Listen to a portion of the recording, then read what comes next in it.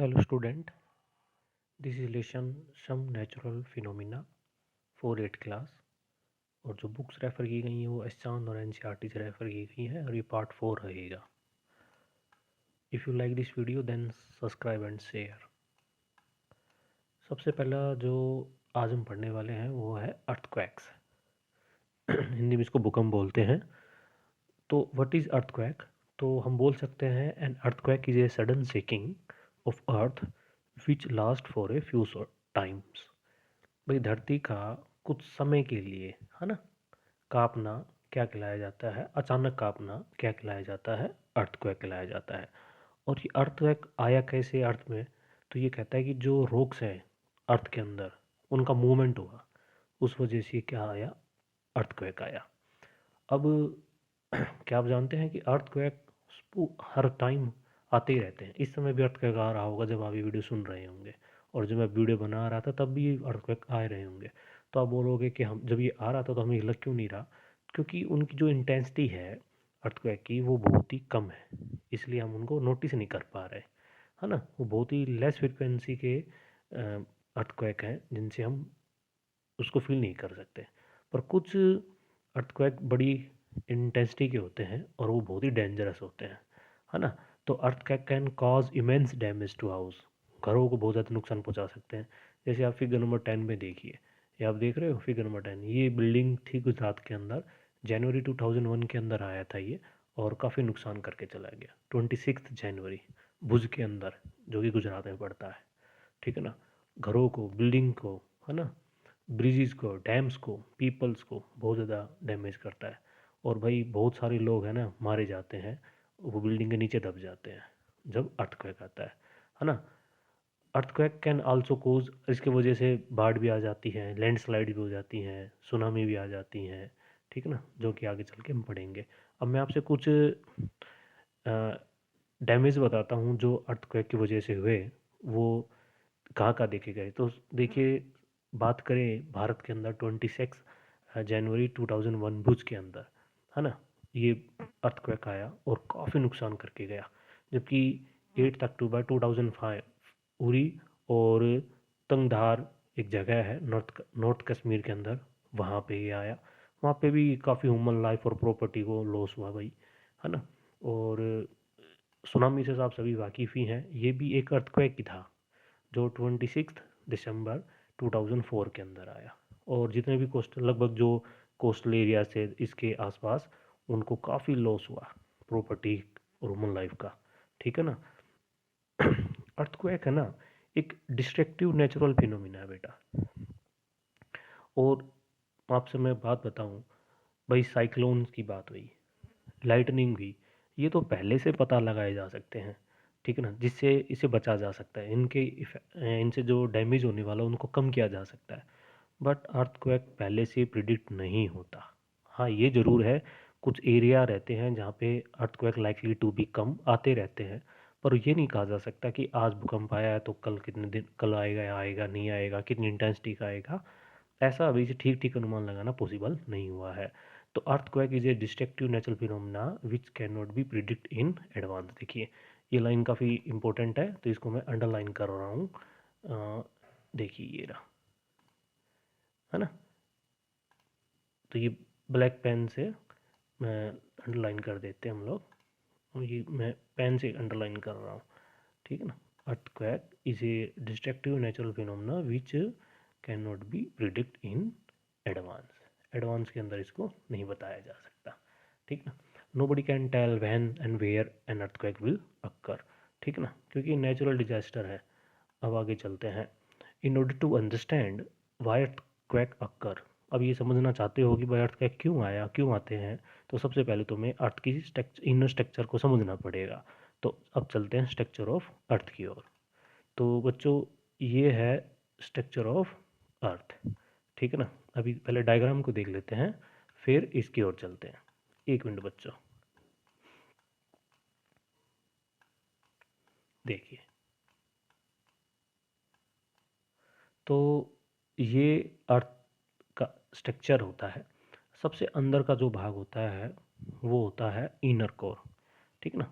वैसे अर्थ को 3 पार्ट्स में डिवाइड किया गया है, क्रस्ट, मेंटल, कोर। कोर को फर्दर 2 टाइप्स में डिवाइड करते हैं। इनर कोर जो सबसे अंदर का भाग है, यहाँ पे आयरन पाया जाता है और वो किस स्टेट में पाता है, सॉलिड स्टेट में। फिर होता है मोल्टन, यहाँ पे आयरन पिंगली अवस्था में है, और भी मेटल्स हैं जो कि मोल्टन स्टेट में है। फिर उसके बाद आता है मेंटल, है ना, इसके अंदर चट्टानें होती हैं, डेंस रॉक्स होती हैं।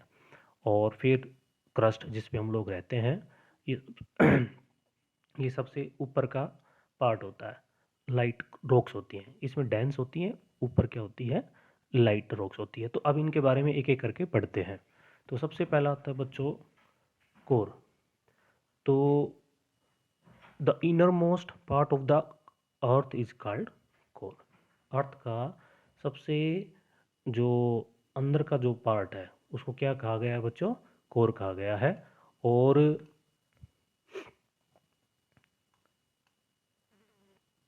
नेक्स्ट देखते हैं क्या लिखता है। The core of earth is made of mostly iron, मैं पहले बता दिया कि आयरन से मिलकर बना होता है। The most of the earth is extremely the core of earth is extremely hot, बहुत गर्म होता है। जब तुम बताओ, जब यहाँ पे आयरन होगा मोल्टन स्टेट में मिलेगा तो गर्म तो मिलनी ही है। Most of earth core called outer core is liquid, मैंने कहा था ना, ऊपर वाला आउटर कोर जो होगा वो तो मोल्टन में मिलेगा, और सॉलिड होगा वो, इनर होगा वो सॉलिड के अंदर मिलेगा, है ना। और काफ़ी प्रेशर पे रहते हैं, ये निकलना चाहते हैं बाहर की ओर। फिर आता है बच्चों मेंटल, ये बीच का भाग होता है किस किस का, तो आप बोलोगे सर क्रस्ट का और कोर का, ठीक है ना। यहाँ पे आपकी डेंस रॉक्स मिलती हैं, ठीक है ना। और यहाँ पे कुछ, क्योंकि ये क्रस्ट कोर से जुड़ा हुआ होता है, तो कई बार यहाँ पे जो आपकी जो रॉक्स हैं वो मेल्टन में मिलती हैं, वो पिंगली अवस्था में मिल जाती है ना। जिनको आप लोग क्या बोलते हो, लावा, कहाँ से निकलता है, वेल्केनो से, ज्वालामुखी जिसे बोलते हैं, वो यहीं से आता है। वो वेल्केनो यहाँ से नहीं आता, वो डेंस रॉक से आता है, क्योंकि कई बार उसको जो कोर होता है ना वो हीट कर देता है, और फिर वो अर्थ से बाहर निकलने की कोशिश करता है, ठीक है ना। पर कुछ वेल्केनो ऐसे होते हैं जो एक बार फटने के बाद फिर वो शांत रहते हैं, फिर दोबारा नहीं फटे, जैसे कि सोना का चश्मा है, कुछ लोग वहाँ पे नहाने भी जाते हैं, वो पानी गर्म रहता है। कुछ वेल्केनो ऐसे होते हैं जो टाइम टू टाइम पे एक्टिव रहते हैं, फटते रहते हैं, ठीक है ना। तो इस वजह से अब क्योंकि कुछ रॉक इसमें मेल्टन में है, तो क्या करता है कि भाई उस मेल्टन की वजह से यहाँ पे करंट पैदा हो जाता है, मूवमेंट होता रहता है ना। तो क्या होता है भाई, करंट बनता है, और जब ये करंट बनता है तो ऊपर की जो प्लेट है, जो मैं किसकी बात कर रहा हूँ, ऊपर ऊपर कौन पाएगा, क्रस्ट, ऊपर की जो प्लेट है उनके अंदर मूवमेंट हो जाता है करंट की वजह से, और फिर वहाँ पे क्या आने लग जाता है, अर्थ क्वैक, है ना, अभी पढ़ेंगे। तो देखो मैं बताता हूँ, the heating setups has convention current in the mental, इसकी वजह से क्या होता है, करंट बन जाता है हीटिंग की वजह से, ठीक है ना। अब हम पढ़ते हैं बच्चों क्रस्ट के बारे में। तो क्रस्ट क्या है, आउटर मोस्ट लेयर है जिसको क्रस्ट बोलते हैं। The crust of earth is made of completely lighter, इसके अंदर जो रॉक्स होती हैं वो हल्की मिलती हैं बजाय मेंटल से। The crust of earth is thicker where is land, है ना भाई, मोटी मिलेंगी, क्रस्ट मोटी मिलेंगी जहाँ पे आपको लैंड देखने को मिलेंगी, और जहाँ पे लैंड कम है वहाँ पे आपको सीधी बात है क्रस्ट कम देखने को मिलेंगी, ठीक है ना। अब बात करें ओशन के अंदर, तो बताओ ओशन के अंदर क्रस्ट थिकर मिलेगी, थीनर मिलेगी, थीनर मिलेगी, क्योंकि वहाँ पे पहले से ही लैंड कम है ना। अब अब आपसे एक बात पूछी जाए, the whole crust of earth is not a one piece, आप ये सोच रहे हो कि पूरी अर्थ एक क्रस्ट पे बैठी हुई है, तो नहीं, एक ही कहता है कि एक पीस नहीं है, the whole crust of earth is not a one piece, टुकड़े हैं, क्रस्ट के छोटे छोटे टुकड़े हैं, ठीक है ना, जिनको हम प्लेट बोलते हैं, बड़ा इंपॉर्टेंट है। Each piece of earth crust is called a plate, लिख रहा है ना, जैसे मेरे जहाँ ये एरो चल रही है, each piece of earth crust is called plate, है ना। Thus the crust of earth divided into many plates, ऐसी तो बहुत सारी प्लेट हो जाएंगी। अब मेनली दो प्लेट होती हैं, एक तो होती है कॉन्टिनेंटल प्लेट्स जिसके ऊपर लैंड होती है, और दूसरी होती है बच्चों ओशनिक प्लेट जिसके ऊपर आपके पानी वगैरह देखने को मिलता है, समुद्र वगैरह होते हैं, है ना। The plates of crust are in fact very very large fragment of earth crust, ये जो पीस होते हैं बहुत बड़े बड़े भी होते हैं, है ना। The solid plates which make up earth crust are floating on partially molten rocks of mantle beneath, अब मैंने बताया ना। अब ये प्लेट क्या करती हैं, जो आपका मेंटल होता है ना उसके ऊपर रहती हैं।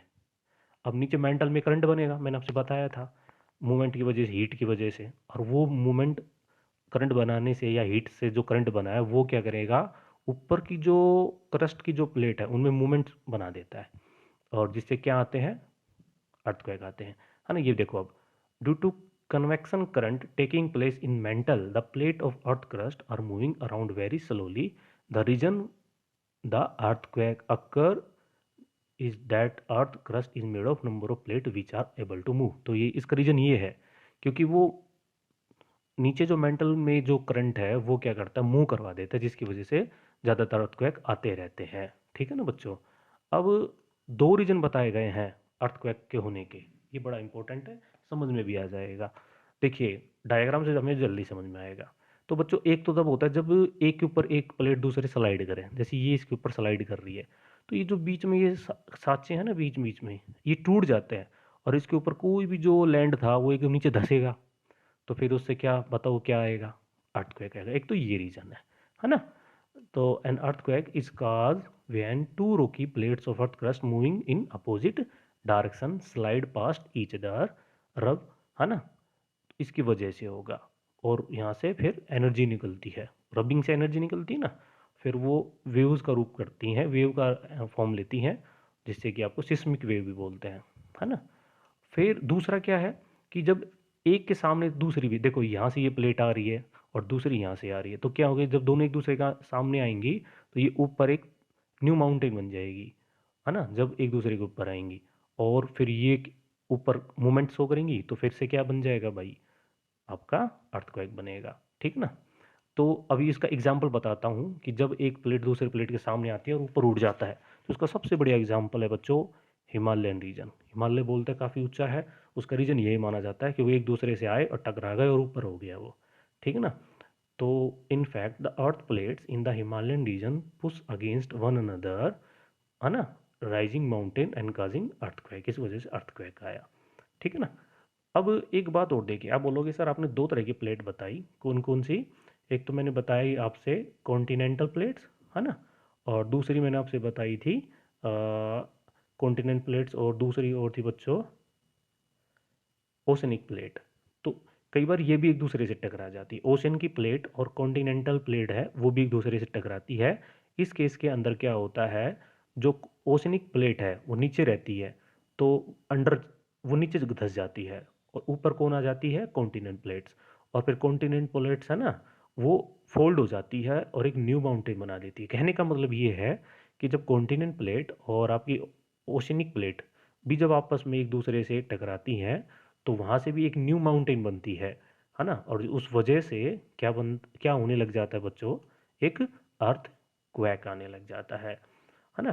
ट्रिमर्स ऑन अर्थ मतलब कि जो जिसको बोल झटके धरती के ऊपर, और किसकी वजह से होते हैं, वेलकैनो की वजह से भी, तो जब वेलकैनो फटते हैं तब भी होता है ना, या कोई मेट्रॉइड है वो धरती पे पड़े तब उसकी वजह से भी आपको अर्थक्वेक देखने को मिलते हैं। या फिर क्या होता है बच्चों, कई बार हम न्यूक्लियर एक्सप्लोजन करते हैं धरती के नीचे का, है ना, तो नीचे जो प्लेट को हिला देते हैं उसकी वजह से भी आपको झटके देखने को मिलते हैं। ठीक है, तो ये था इसके बारे में। नेक्स्ट है बच्चों सिस्मिक जोन। नेक्स्ट है हमारा सिस्मिक जोन। सिस्मिक जोन क्या है, तो भाई कह सकते हो कि ऐसे जोन है ना, ऐसे एरियाज हैं ये जहाँ पे earthquake likely to be hit करते रहते हैं, आते रहते हैं, है ना। अब क्यों ऐसा क्यों है बताओ, तो हम बोलेंगे जो प्लेट है ना सर वो वीक है, वो प्लेट जो है ना, जो प्लेट है अर्थ के नीचे इनसाइड वो बहुत वीक है, उसकी वजह से earthquake are mostly likely to occur.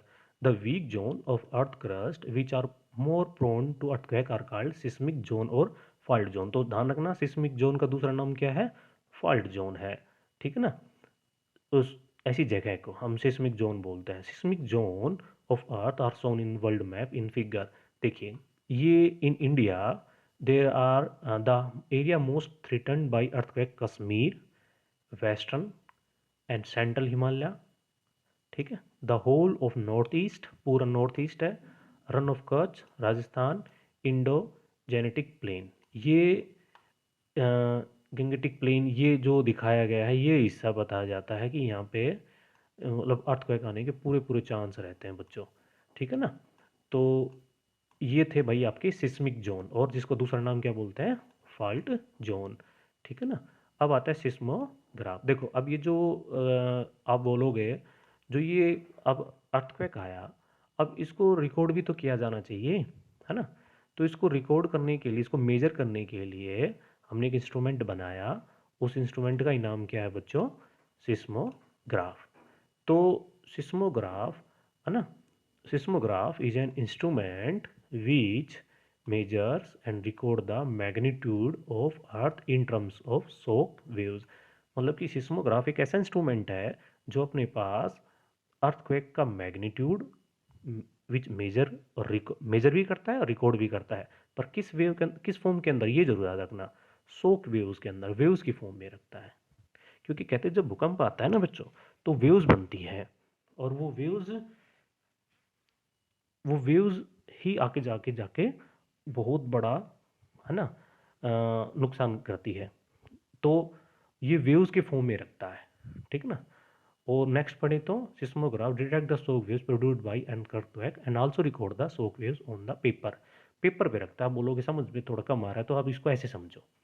देखो पहले तो देख लो सिस्मोग्राफ होता क्या है। ये है सिस्मोग्राफ। इसमें क्या होता है, एक सिलेंडर होता है, सिलेंडर के ऊपर पेपर रैप कर दिया जाता है, और एक स्पोर्ट होता है, स्पोर्ट के ऊपर एक वायर, और एक हैवी वेट होता है, हैवी वेट के नीचे एक पेन होता है। ये पेन हमेशा इस पर चलता रहता है और ये घूमता रहता है। जैसे अर्थ क्या कहेगा, ये आगे पीछे ऐसे होना स्टार्ट करेगा, और यहाँ से हमें आगे चल के देखो ये ग्राफ देखने को मिलेगा, ये रहा, जिसको सिस्मोग्राफ बोलते हैं। क्या बोलते हैं, सिस्मोग्राफ। या दूसरा इसका नाम क्या है, सिस्मोग्राम भी नाम है। दोनों नाम जाने जाते हैं। देखो ये लाइन रही, the seismograph record is also known as seismogram. इसका दूसरा नाम सिस्मोग्राम है, ठीक है ना। और जो वेव्स हैं जो बनती हैं वो देखो ये दिखा रखी, ये रही वो वेव्स, ये सरफेस के साथ रही, है ना। ये इसका नाम है सिस्मिक वेव्स। क्या नाम है, सिस्मिक वेव। अब सुनो मेरी बात ध्यान से। वो सेंटर जहाँ से वो भूकंप बना उसको बोलते हैं फोकस। ये रहा फोकस, यहाँ से वो अर्थक्वेक बना था। और उस फोकस के जस्ट ऊपर जहाँ पे हम लोग खड़े होते हैं सरफेस के ऊपर, उसका नाम होता है एपिक सेंटर। क्या होता है बच्चों, एपिक सेंटर। ये कौन सी वेव्स हैं, तब बोलोगे सिस्मिक वेव है, और ये अर्थ का सरफेस है, ठीक है ना। तो ये मैप है जब अर्थक्वेक होता है इस तरह का। ये क्या बोला जाता है, ये सिस्मोग्राफ बोला जाता है। चलिए, तो हम वापस चलते हैं। ये था, तो ये क्या करता है, जैसे ही अर्थक्वेक आएगा तो ये हिलना स्टार्ट करेगा, फिर ली होता है भाई ये, और ये फिर रिकॉर्ड कर लेगा, है ना, ग्राफ के फॉर्म के अंदर, ठीक है ना। चलिए नेक्स्ट, ये मैंने आपसे बताया, अभी मैंने बोल दिया था कि किस तरह से काम करता है। पेपर लगा दिया जाता है, ठीक है ना, इसको सिस्मोग्राफ बोला जाता है, आप पढ़ लेंगे, ठीक है। मैंने इसको हिंदी में ट्रांसलेट कर दिया है। अब भाई, अब इनकी स्टेशन बनाए जाते हैं। ऐसा तो है नहीं कि दिल्ली दिल्ली में अर्थक्वेक आएगा या दूसरी जगह नहीं आएगा। तो उनको बोलते हैं सिस्मिक स्टेशन, ठीक है ना, जहाँ अर्थक्वेक का रिकॉर्ड करने के लिए लेबोरेटरीज रखी जाती हैं, और ये ऑल राउंड वर्ल्ड होते हैं, ठीक है ना। इसमें क्या होता है, सिस्मोग्राफ के द्वारा अर्थक्वेक जो भी आता है उसमें सिस्मिक स्टेशन लगा दिए जाते हैं, है ना। और वहाँ से फिर हम उसका पता लगा लेते हैं कि भाई फोकस कहाँ, earthquake giving it's focus epic centre magnitude and duration बता दिया जाता है। भाई इतनी देर का आया था, है ना। The place inside the earth crust where earthquake is generated is called focus. ये मैंने आपसे बताया था ना अभी अभी। और एपिक सेंटर बताया था, ये मैंने आपसे बता दिया था। अब एक बात बताओ, अब आता है नेक्स्ट, ये बहुत इंपॉर्टेंट है, जिसका नाम है रिक्टर स्केल। यदि किसी को कोई फीवर हो जाता है और आप डॉक्टर के पास जाके कहते हो कि इसको इतना, हाथ बड़े करके बोलते हो इसको इतना बुखार हो गया, तो डॉक्टर थोड़ी समझेगा जब तक, है ना। या डॉक्टर आपको बताएगा, अब डॉक्टर आपको कैसे बताएगा, किसी किसी पे, किसी भी रिलेटिव्स को या किसी भी पर्सन को फीवर होता है तो डॉक्टर ये से थोड़ी बोलता है कि इसको इतना बुखार हो गया है। वो कुछ वैल्यूज़ में बताता है कि भाई इसको इतना डिग्री सेल्सियस बुखार हो गया है। तो उसी तरह भूकंप की तीव्रता बताने के लिए, इंटेंसिटी बताने के लिए, ये हमें कैसे पता लगेगा कि ये ग्राफ से तो हमें नहीं पता लगेगा ये ग्राफ, इतना ग्राफ बना तो ये डिस्ट्रक्टिव होगा। तो कहते हैं कि कुछ वैल्यूज़ डिसाइड की गई, उस वैल्यू से पता लगेगा कि ये डिस्ट्रक्टिव है या डिस्ट्रक्टिव नहीं है। तो उन वैल्यूज़ को ही हम क्या बोलते हैं बच्चों, रिक्टर स्केल। तो व्हाट इज रिक्टर स्केल, तो यहाँ पे नोट कीजिए, रिक्टर स्केल क्या है। तो the magnitude of N earthquake is expressed on the Richter scale. Actually Richter scale क्या होता है, उसमें 1 से लेकर 12 तक नंबर लिखे होते हैं, है ना। और अर्थक्वेक जिससे कि पता लग जाता है, ठीक है ना। अब Richter scale is a not a linear scale, ये कोई लीनियर स्केल नहीं होता, है ना। इस पे वैल्यूज होती हैं, जैसे कि मान लो अर्थक्वेक 2 का आया था, है ना। तो इसका मतलब ये नहीं होगा कि वो पहले से स्ट्रॉन्ग कितना, कि भाई if an earthquake of magnitude 2 on Richter scale is not 2 times, दो गुना नहीं, इसका मतलब ही नहीं कि मान लो आपसे पूछा जाए कि रिश्टर स्केल के अंदर 2 का आने का क्या मतलब है, तो आप बोलोगे सर ये पहले से 2 टाइम्स स्ट्रॉन्ग है, नहीं। उसका मतलब होगा, याद रखना, 10 टाइम्स स्ट्रॉन्ग होगा, है ना। यदि अभी मेरी बात समझना, यदि अर्थक्वेक मैग्नीट्यूड 2 है, यदि अर्थक्वेक का मैग्नीट्यूड 2 है, तो वो 10 टाइम्स स्ट्रॉन्ग होगा किससे, मैग्नीट्यूड ऑफ 1 से। अच्छा मैं आपसे पूछूं कि यदि 3 है तो इसका क्या मतलब होगा, तो आप बोलोगे 100 टाइम्स है भाई, किससे, 1 से। अब आप गलती करोगे, देखना। मैं आपसे पूछूं कि यदि 6 है तो इसका क्या मतलब होगा, तो आप बोलोगे 1 को लोगे ना, तो 1 नहीं लेना, यहाँ पे लेना है 1000 टाइम्स, किससे, मैग्नीट्यूड ऑफ 4 से। तो ये बातें याद रखना, यहाँ पे गलती हो सकती है ना। अब in other words, earthquake of magnitude 6 on Richter scale is has 100 times more destructive energy than earthquake of magnitude 4। मतलब कि यदि मान लो अर्थक्वेक आता है और उसका मैग्नीट्यूड 6 है, तो इसका मतलब होगा वो जो मैग्नीट्यूड 4 होता है उससे 1000 गुना ज़्यादा डिस्ट्रक्टिव एनर्जी लेके चलता है अपने पास। अब यदि आप रिश्टर स्केल पे 1.5 चेक करोगे, तो वो बहुत ही सबसे छोटा होता है ये मैग्नीट्यूड। इसको बस हम केवल महसूस महसूस कर सकते हैं। अब आप देख सकते हो, कहते हैं जब बिजली पड़ती है या जब बारिश आती है तो कई बार अर्थक्वेक आता है, पर उसकी जो वैल्यू होती है ना बच्चों, वो 1.5 से स्मॉल होती है, जिससे कि हमें पता नहीं लगता कि अर्थक्वेक आ रहा है। तो जैसे 1.5 पहुँचता है हमें पता लग जाता है कि अर्थक्वेक आया था। अब 4.5 तक का जो अर्थक्वेक होता है ना, वो डैमेज नहीं करता, इतना डैमेज नहीं करता। पर यदि अर्थक्वेक का मैग्नीट्यूड 7 से ज़्यादा हो जाए रिक्टर स्केल के अंदर, तो वो काफ़ी डिस्ट्रक्टिव हो जाता है। जैसे भुज और कश्मीर के अंदर earthquake had magnitude 7.5 Richter scale पे आया था, तो उन काफ़ी मतलब डिस्ट्रक्टिव था ये। द अर्थक्वेक विच मेजर 8.5, और मान लो 8.5 से या इससे ज़्यादा आ गया, तो वो तो ख़त्म ही कर देगा बिल्कुल, है ना, डिवास्टेटिंग कर देगा। During this earthquakes the affect part of the earth surface shake violently, पूरी तरह से ख़त्म हो जाएंगे। अब आता है भाई प्रोटेक्शन अगेंस्ट अर्थक्वेक। भाई क्या क्या सावधानी या क्या क्या प्रोटेक्शन होनी चाहिए अगेंस्ट किसके, अर्थक्वेक के। तो earthquake are highly destructive and they can not be predict, है ना। काफ़ी नुकसान वाले होते हैं और इनको भाई पहले से प्रिडिक्ट नहीं कर सकते, तो हमें कुछ प्रिकॉशंस यूज़ करनी पड़ेंगी, है ना, ऑल द टाइम, सभी समय के ऊपर, जिससे बचा जा सके। अब वो क्या क्या है, all the houses and other building in seismic zone should be design and constructed in such a way that they withstand major earthquake tremors. जो भी अर्थक्वेक के झटके आ रहे हैं, वो घर इस तरह से बनाए जाने चाहिए कि वो उनको सहन कर सके, है ना। जैसे पिलर डाल देना चाहिए उसमें, है ना। और दूसरा कहता है कि भाई इन हाईली सिस्मिक एरिया जहाँ पे भाई अर्थक्वेक आते ही रहते हैं, तो वहाँ पे जो छतें होनी चाहिए वो लकड़ी की बननी चाहिए, हल्की होनी चाहिए, जिससे मान लो वो पड़े तो ज़्यादा नुकसान ना हो, हैवी नहीं होंगी, है ना। जो भाई आपके कपबोर्ड है ना, वो दीवारों के ऊपर जो भी आपने मान लो कुछ फ्रेम वगैरह रखा है, तो उनको भी अच्छी तरह से मतलब, है ना, अच्छी तरह से लगाना चाहिए, क्योंकि अर्थक्वेक वहाँ पे आएगा तो वो पड़ सकती हैं और नुकसान हो सकता है। और बात करें the object such as heavy mirrors, घर में फोटो फ्रेम्स, ये मैंने बताया, क्लॉक है, शुड बी माउंटेड सिक्योरली, ऐसी जगह होनी चाहिए मान लो पड़े तो किसी के ऊपर ना पड़े, इस ऐसी जगह पे अच्छी तरह से उनको हैंग करना चाहिए। Old building, specially tall building बड़ी, उनके पास क्या होना चाहिए, फायर फाइटिंग इक्विपमेंट होना चाहिए, मान लो भाई फायर लगे तो उसके इसमें वो काम आ जाए, ठीक है ना। तो ये तो इस तरह था। अब आता है if we are at home, यदि हम घर में हैं तो क्या कर सकते हैं। तो सबसे पहली बात, यदि घर में भूकंप आता है तो आप टेबल के या किचन के काउंटर के नीचे चले जाइए, वो सेफ जगह है ना। We should stay away from the tall and heavy object, हमें बड़े और हैवी ऑब्जेक्ट से दूर रहना है, जैसे कैबिनेट हुआ, स्टील अलमीरा हुआ, बुक्स रैक्स हुआ, इनसे दूर होना है।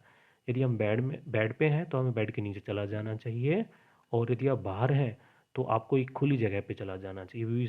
If we should stay at a clear spot away from building and trees overhead power lines, है ना।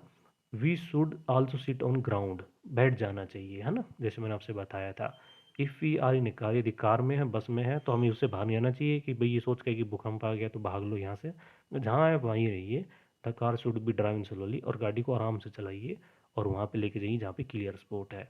ठीक है ना, किसी भी गाड़ी को ट्री के नीचे या वायर पोल्स के नीचे नहीं खड़ा करना होता है ऐसे केसेस में। ठीक है ना, we should not come out of vehicle till the tremor stop, जब तक भूकंप ना रुक जाए हमें उस व्हीकल से बाहर नहीं आना चाहिए भाई। तो बच्चों ये था तुम्हारा सम नेचुरल फिनोमिना। ठीक है, if you like this video then subscribe and share. Thank you.